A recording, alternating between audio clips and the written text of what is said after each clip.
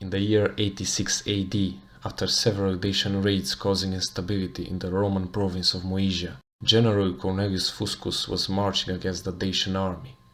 He was promptly defeated at Tapei by the future king Decebal, thus forcing the Romans to sign an unfavorable peace treaty, greatly strengthening the Dacian kingdom. The empire, however, would not let this defeat go unpunished. The Dacians, often called the Getae, were an Indo-European people living north of the Danube, in modern-day Romania. They were strongly related to the Thracians living south of them, often considered to be the same. Once fragmented, living in tribal societies, they were unified in the 1st century BC by the great king Burebista. After his death in 44 BC, however, the kingdom once again dissolved into smaller entities. By 86 AD, the Dacian kingdom was back in strength, but nowhere near as large as the first one a century before.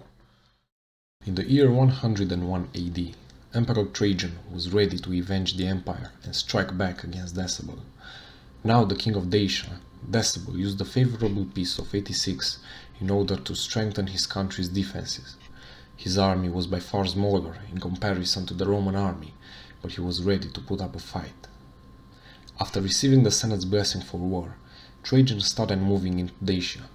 2 columns of legionaries were marching into enemy lands. He met the Dacians at Tapei just like 15 years ago, but this time the Romans were far more successful. After a swift victory, raiding and pillaging ensued. Decebal allied himself with the Roxolani tribes to the east. Together they organized a coordinated strike at the Roman camp during the winter, but were once again outmatched by the legions. Decebal signed a peace treaty, agreeing to pay tribute and become a Roman client.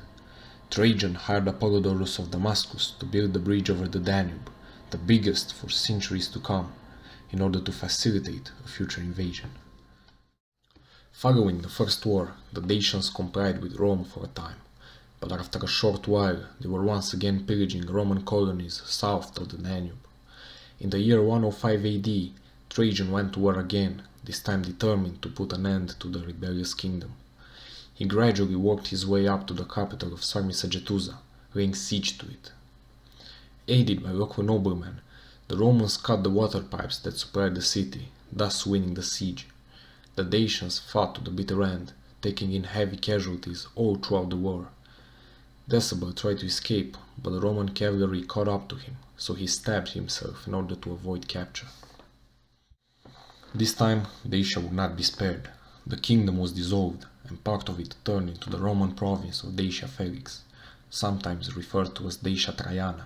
Most of the male population was gone, and so the integration process was very fast. Dacians were quickly adopting Latin culture and religion, slowly putting the basis to the modern-day Romanian people, who consider themselves as both children of Trajan and Decebal. If you enjoyed this video, don't forget to like and subscribe, it would help immensely.